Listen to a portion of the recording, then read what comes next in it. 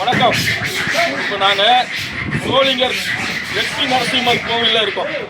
ராணிப்பேட்டை மாவட்டம் சோளிங்கர் லட்சுமி நரசிம்மர் கோவிலில் 108 திவ்ய தேசங்களில் 64வது திவ்ய தேசம் இந்த சோளிங்கர் லட்சுமி நரசிம்மர் கோவில். இது வந்து கார்த்திகை மாதம். கார்த்திகை மாதத்தில் லட்சுமி நரசிம்மர் கண்ணு திறந்து பக்தர்களுக்கு அருள் பாலிக்கிறாங்கிறதுனால லட்சக்கணக்கான மக்கள் தினமும் இங்கே வந்து போயிட்டு இருக்காங்க. ஆனா இந்த கோவில் இந்து சமய அறநிலைத்துறையோட கட்டுப்பாட்டில் இருக்கக்கூடிய இந்த கோவில்ல பக்தர்களுக்கு எந்த ஒரு அடிப்படை வசதியும் இல்லை. பாருங்க, பக்தர்கள் வந்து நடந்து போயிட்டு இருக்காங்க.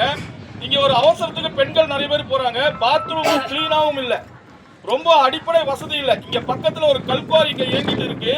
இந்த கல்குவாரியில் வைக்கக்கூடிய வெடிகுண்டுகளால இந்த கோவில் அதிருது. கோவில்ல பக்தர்களுக்கு வரக்கூடிய எந்த பக்தர்கள் இங்க இருக்கக்கூடிய அதிகாரிகள் கோவில் வரக்கூடிய பணத்தை வசூல் பண்றதுக்கு உண்டியலவர்கள் இருந்து காசை வச்சு வசூல் பண்றதுக்கு தான் பாக்குறாங்களே தவிர கோவிலுக்கு வரக்கூடிய பக்தர்களுக்கு எந்த விதமான அடிப்படை வசதியும் இல்லை.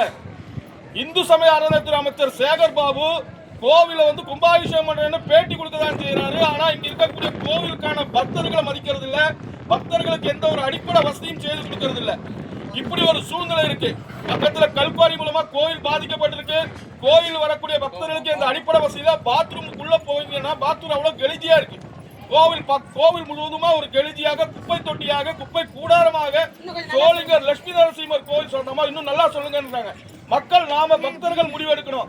இந்த அரசாங்கம் கோவிலுக்கு எதிராக பக்தர்களுக்கு எதிராக இருக்குது.